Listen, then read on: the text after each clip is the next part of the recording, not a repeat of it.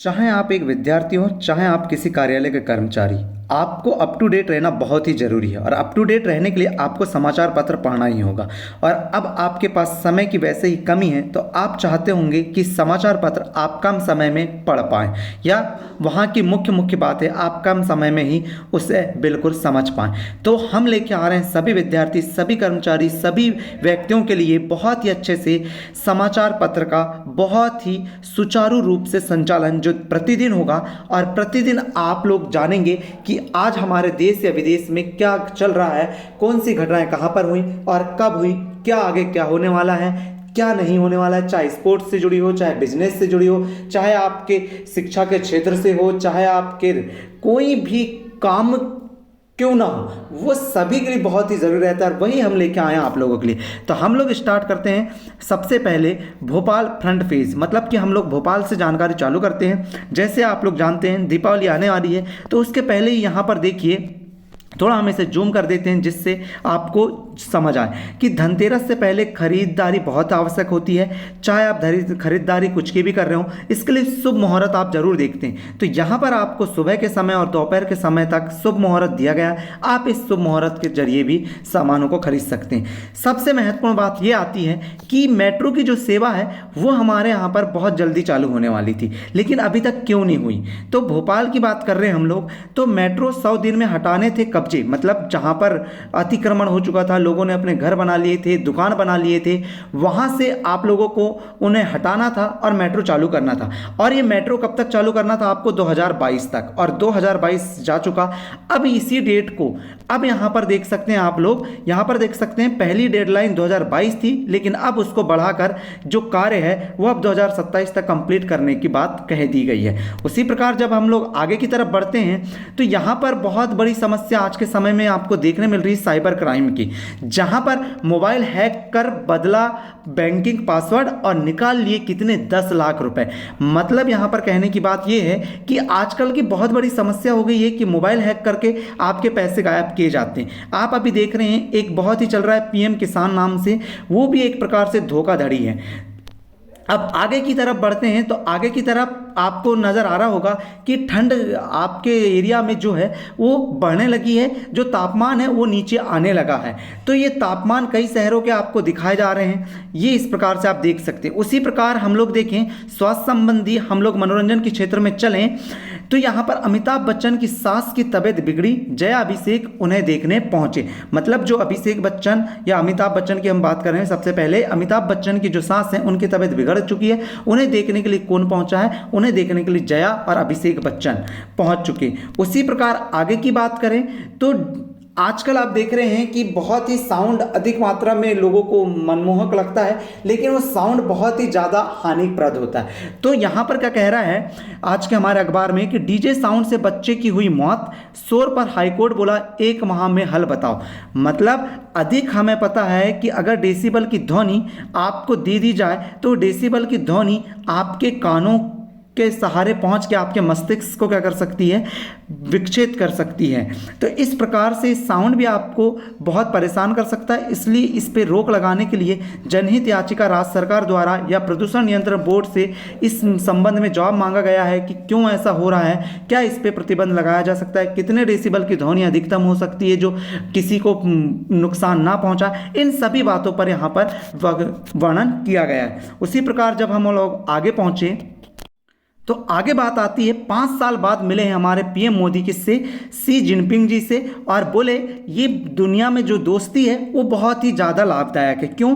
क्योंकि सी जिनपिंग के साथ मोदी अनेक समझौते करेंगे जिससे हमारे लिए बहुत ज़्यादा फायदा होगा और सी जिनपिंग की सरकार के लिए भी बहुत फ़ायदा होगा। तो ये वाली बातें यहाँ पर हुई। सीमा विवाद जो चल रहा है उस पर भी उन्होंने बातें की, उनके भी हल निकालने के लिए बातें की। पीएम मोदी ने इनकी लगभग, पीएम मोदी और सी जिनपिंग जी की बात जो हुई वो लगभग 50 मिनट तक चली और 50 मिनट तक उन्होंने कई समझौते किए। उन्होंने समझौते में भारत की ओर से राष्ट्रीय सुरक्षा सलाहकार भी जो आ गए थे वो भी बहुत वहाँ पर बातें रखी उन्होंने, क्या अच्छा हल हो सकता है, क्या हम अपने आगे कार्रवाई कर सकते हैं जिससे कि सीमा समझौता भी बहुत अच्छे से हो जाए। अब हम लोग बात कर लेते हैं जो बंगाल की खाड़ी से उठा है तूफान दाना, उसकी हम लोग बात कर लेते हैं। आज रात उड़ीसा से टकराएगा दाना, 5 घंटे कहर बरपाएगा, मध्य प्रदेश में भी हल्की बारिश की संभावना। क्या है ये दाना? दाना जो है एक प्रकार का चक्रवात है जो कहाँ से उठा है? बंगाल की खाड़ी से उठा है, और मौसम विभाग की हम माने तो 18 किलोमीटर प्रति घंटे की गति से उड़ीसा तट पर की ओर बढ़ रहा है, और वहाँ पर जब वो टकराएगा तो वहाँ पर बहुत ही ज़्यादा वहाँ पर तूफान के साथ साथ वहाँ पर बरसात भी बहुत होगी। ये दाना जो है 24 अक्टूबर को देर रात में करीब 2 बजे भीतरकनिका राष्ट्रीय उद्यान और धामरा बंदरगाह के पास लैंड होगा, और इनके तट पुरी से लगे हुए हैं। इसके लिए यहाँ पर बहुत ज़्यादा यहाँ पर क्या कह सकते हैं हम लोग, चक्रवात की संभावना दर्शाई गई है। फिलहाल इसके में जो होगी वो बारिश बहुत ज़्यादा होगी, और ये बारिश जो है राजनगर में बहुत ज़्यादा या धमनगर में आपको पारादीप में बहुत ज़्यादा देखने को मिलेगी। तो इस पे भी आप बहुत गौर कर सकते हैं या इसे भी आप जान सकते हैं।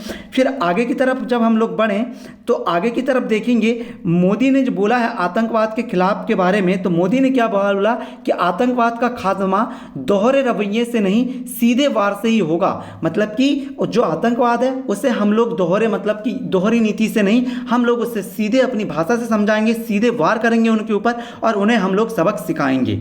ठीक है, इस बारे में भी हमारे मोदी जी ने कहा है। वहीं हम गोल्ड या सोने की बात करें तो उसमें भी बहुत ही गिरावट और उछाल देखने को हमको डेली मिल रही है। जैसे सोना, अभी भोपाल की बात करें, वहां पर रेट कहां पहुंच चुका था? 78,500 पे पहुंच चुका था। लेकिन अब यहां पर रात, भोपाल की रात में, मतलब कि जो गई रात है हमारी 23 तारीख की, उसमें 1100 रुपये गिर के अब सोना पहुंच चुका है 77,600 पे आ चुका है। मतलब अब हमारे 22 कैरेट की जो कीमत है वो 72,500 से गिरकर 71,500 पे पहुंच गई है। इसी प्रकार हम लोग 24 कैरेट की बात करें जो लगभग 80,000 थी, वो भी थोड़ी कम होकर अब कितनी हो चुकी है? वो 79,000 पे आ चुकी है। तो आप उस पर भी गौर कर सकते हैं। उसी प्रकार जब हम लोग आगे बढ़ते हैं, आगे अब हम लोग मध्य प्रदेश के रीवा की बात करें तो वहाँ पर महूगंज और मैयर में एक नया इंडस्ट्रियल एरिया बनाया जा रहा है, जिसमें आप लोग देख सकते हैं कि यहाँ पर लगभग 30,814 करोड़ के प्रस्ताव रखा गया है और 2,685 करोड़ की नींव रखी गई है। मतलब कि सबसे पहले जब इस प्रस्ताव को चालू करने की, मतलब कि जो समारोह होता है इसे चालू करने की बात की गई, तो उसके पहले आप देख सकते हैं यहाँ पर रतन टाटा जी को सबसे पहले श्रद्धांजलि दी गई। इसके बाद इस प्रस्ताव पे या जो भी हमारे इंडस्ट्रियल प्रस्ताव था उस पर सबसे पहले फिर बात की गई। तो यह भी बहुत महत्वपूर्ण बात है कि सबसे पहले यहाँ पर रतन टाटा जी को नमन किया गया और फिर इंडस्ट्रियल जो भी था उस पे प्रस्ताव की बात की गई है। अब हम लोग प्रियंका गांधी जी की बात कर लेते हैं, जो हमारे केरल की वायनाड सीट से लगभग लोकसभा चुनाव के लिए नामांकन कर चुकी हैं। उनकी उम्र लगभग 52 है। तो यहीं पर उन्होंने बोला है कि 52 की उम्र में सियासी एंट्री के 25 साल बाद मैदान में गांधी परिवार की ये होंगी कौन सी सदस्य? 8वें नंबर की सदस्य होंगी।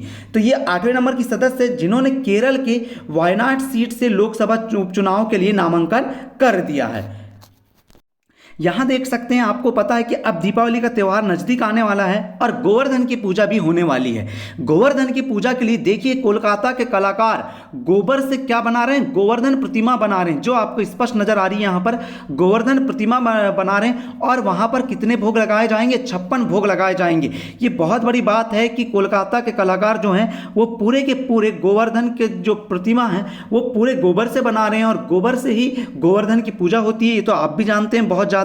तो इसलिए यहां पर 56 भोग भी उन्हें लगाए जाएंगे। ये भी बहुत महत्वपूर्ण बात है। इसी प्रकार हम जब आगे बढ़ते हैं तो देखने को मिलेगा, इस बात से तो आप वाकिफ होंगे कि भारत जो है लगभग 10 साल पहले ही पोलियो मुक्त देश हो चुका था। लेकिन आपको क्या पता है कि पाकिस्तान और अफगानिस्तान अभी भी पोलियो मुक्त देश नहीं हुए हैं, और उनके मुताबिक अभी हम बात करें तो 62 मामले देखने को मिले हैं पोलियो से ग्रसित बच्चों के। तो 62 मामले जो देखने को मिले हैं वो बहुत ही चिंता के विषय हैं, जिसमें से 23 जो हैं वो अफगानिस्तान के हैं और 39 जो हैं वो कहाँ के हैं? पाकिस्तान के। ये 1 अक्टूबर 2024 की रिपोर्ट है, जिसमें पोलियो उन्मूलन अभियान की शुरुआत 1955 में हुई थी। यह आपको भी पता है।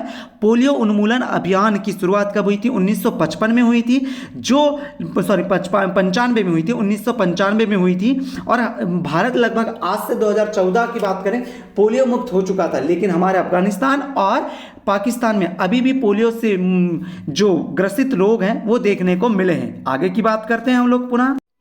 भोपाल की एक और खास बात यह है कि भोपाल जो है, जो जनता शिकायत करती है उसको सॉल्व करने में, मतलब हल करने में 51 नंबर पे है। तो हम बात करते हैं लगभग भारत की, तो भारत में भोपाल का नंबर 51 नंबर पे लग रहा है, जहां पर वो क्या करते हैं, जो भी जनता है वो शिकायत करती है तो उसका निराकरण करने पे वो 51 नंबर पे, मतलब हम कह सकते हैं कि अभी भी जो भोपाल है वो पूरी जो जनता की शिकायत है उसे हल करने पर अभी भी अच्छे कामगार के रूप में साबित नहीं हो पाया, क्योंकि अभी भी उसका 51 नंबर लग रहा है। 1 से लेकर 51 बहुत लंबी गिनती होती है।